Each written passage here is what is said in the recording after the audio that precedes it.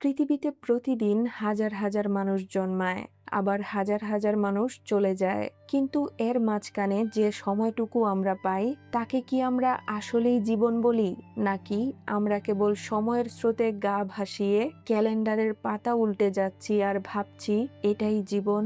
আজকের এই ভিডিওটি তাদের জন্য যারা মাঝরাতে সিলিং ফ্যানের দিকে তাকিয়ে দীর্ঘশ্বাস ফেলেন, যারা ভিড়ের মাঝে থেকেও নিজেকে খুব একা মনে করেন। আজ আমি আপনাদের সাথে এমন কিছু কথা শেয়ার করব যা আপনার বেঁচে থাকার সংজ্ঞা বদলে দেবে। এই কথাগুলো কোনো সস্তা মোটিভেশন নয়, বরং জীবনের কঠিন সত্য। যদি আপনি নিজেকে নতুন করে আবিষ্কার করতে চান, তবে আজকের এই কয়েকটা মিনিট আপনার জীবনের টার্নিং পয়েন্ট হতে পারে। আমাদের চারপাশের বাতাস প্রায়ই অভিযোগের সুরে ভারী হয়ে থাকে। আমরা প্রায়ই বলি, আমার ভাগ্যটাই খারাপ, বা যদি আমার কাছে অনেক টাকা থাকতো তবে আমি সুখী হতাম। মনে রাখবেন, সমুদ্রের জল ততক্ষণ পর্যন্ত জাহাজকে ডোবাতে পারে না যতক্ষণ না সেই জল জাহাজের ভেতরে ঢুকে। ঠিক তেমনি বাইরের পরিস্থিতি আপনাকে ততক্ষণ পর্যন্ত ভাঙতে পারবে না যতক্ষণ না আপনি ভেতর থেকে ভেঙে পড়ছেন। আপনার জীবনের নিয়ন্ত্রণ অন্য কারো হাতে দেবেন না। মানুষ আপনাকে নিয়ে কি ভাবছে সেটা তাদের সমস্যা, আপনার নয়। আপনি যখন অন্যের তুচ্ছ কথায় কষ্ট পান, তখন আপনি অবচেতনভাবে তাকে আপনার ওপর শাসন করার অধিকার দিয়ে দেন। জীবন মানে ঝড়ের হাত থেকে পালানো নয়, বরং ঝড়ের মাঝেই ডানা মেলে ওড়ার নামই হলো জীবন।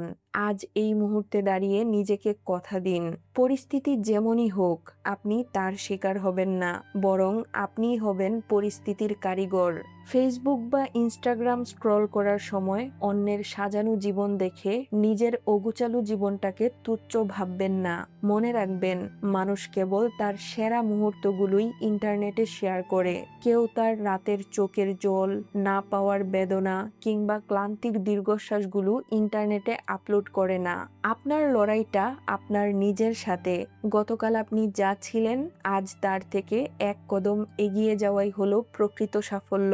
একটি গোলাপ আর একটি পদ্ম ফুল, উভয়ই সুন্দর, কিন্তু গোলাপ কখনোই পদ্ম হওয়ার চেষ্টা করে না, আর পদ্মও গোলাপের মতো হতে চায় না, কারণ তারা জানে তাদের ফোটার সময় আর পরিবেশ আলাদা। আপনার জীবনেরও একটি নিজস্ব ঋতু আছে। অন্যের বাগানে আগে ফুল ফুটেছে দেখে নিজের বাগানকে মরুভূমি ভাববেন না। শুধু নিজের ওপর কাজ করে যান। সঠিক সময়ে আপনার সাফল্যের সুবাসও চারদিকে ছড়িয়ে পড়বে। মনে রাখবেন, অন্যের প্রদীপের তীব্র আলো দেখে নিজের হাতের ছোট মোমবাতিটি নিভিয়ে দেবেন না, কারণ আপনার অন্ধকার ঘরে ওই মোমবাতিটুকুই কিন্তু আপনার পথ প্রদর্শক। আমরা যখন কোনো কাজে ব্যর্থ হই, তখন আমাদের মনে হয় পৃথিবীর সব দরজা বন্ধ হয়ে গেছে। কিন্তু আপনি কি জানেন, ব্যর্থতা মানে কোনো গল্পের শেষ নয়, বরং এটি একটি নতুন অধ্যায়ের প্রথম পাতা। ব্যর্থ হওয়ার অর্থ হলো আপনি অন্তত সেই কাজটি করার সাহস দেখিয়েছেন যা করার সাহস পৃথিবীর হাজারো মানুষ পায়নি। টমাস আলভা এডিসনের সেই বিখ্যাত উক্তিটি মনে করুন। বাল্ব আবিষ্কারের আগে তিনি 10,000 বার ব্যর্থ হয়েছিলেন, কিন্তু তিনি এটিকে ব্যর্থতা হিসেবে দেখেননি। তিনি বলেছিলেন, আমি ব্যর্থ হইনি, বরং আমি 10,000টি এমন উপায় খুঁজে বের করেছি যা কাজ করে না।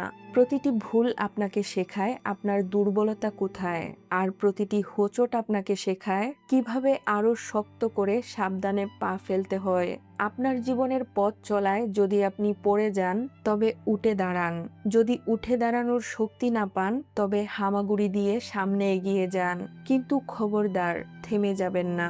মনে রাখবেন, একটি নদী যখন পাহাড়ের বুক চিরে তার পথ তৈরি করে, তা তার পেশি শক্তির জোরে নয়, বরং তার বছরের পর বছর অবিরাম প্রচেষ্টার জোরে। পাথর শক্ত হলেও নদীর জেদ তার চেয়েও বেশি।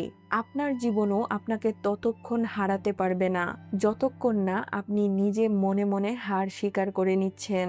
ব্যর্থতা হলো সেই অন্ধকার গলি যার শেষে সাফল্যের উজ্জ্বল সূর্য অপেক্ষা করে। তাই হারানোকে ভয় পাবেন না, বরং হারানোর ভয় কাটিয়ে উঠে নতুন করে শুরু করার সাহস সঞ্চয় করুন। আমরা আমাদের জীবনের অনেকটা সময় পার করে দেই অতীতের কিছু তিক্ত স্মৃতি কিংবা কারো দেওয়া গভীর আঘাতের বোঝা বুকে নিয়ে।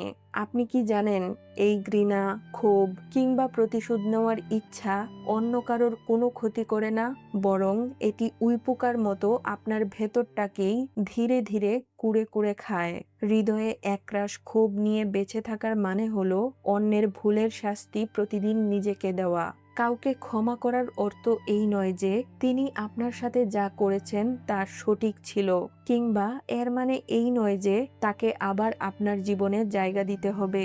ক্ষমা করার প্রকৃত অর্থ হলো আপনি নিজের মানসিক শান্তির জন্য, নিজের সুন্দর ভবিষ্যতের জন্য সেই বিষাক্ত বোঝাটি আজ নামিয়ে রাখলেন। ক্ষমা হলো একটি অদৃশ্য চাবি যা আপনার মনের অবরুদ্ধ দরজাকে খুলে দিয়ে আপনাকে মুক্তির স্বাদ দেয়।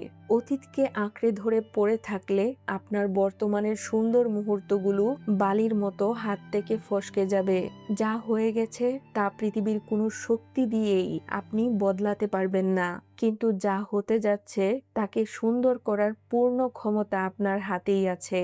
তাই আজ নিজেকে ক্ষমা করুন আপনার পুরনো ভুলগুলোর জন্য, অন্যদের ক্ষমা করুন তাদের সীমাবদ্ধতার জন্য।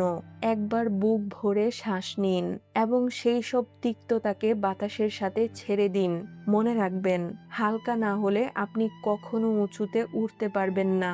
সবশেষে একটি ধ্রুব সত্য বলে যায়, জীবন মানে নিখুঁত হওয়ার কোনো নিরন্তর প্রতিযোগিতা নয়।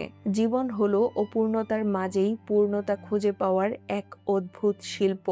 আমরা অনেক সময় বড় বড় অর্জনের অপেক্ষায় থাকতে থাকতে ছোট ছোট মুহূর্তগুলোর আনন্দ হারিয়ে ফেলি, কিন্তু সত্যি বলতে এক কাপ গরম চায়ের সুবাস, প্রিয় মানুষের এক চিলতে অকৃত্রিম হাসি কিংবা গোধূলি বেলার সেই শান্ত রোদ, এগুলোই হলো বেঁচে থাকার আসল রসদ।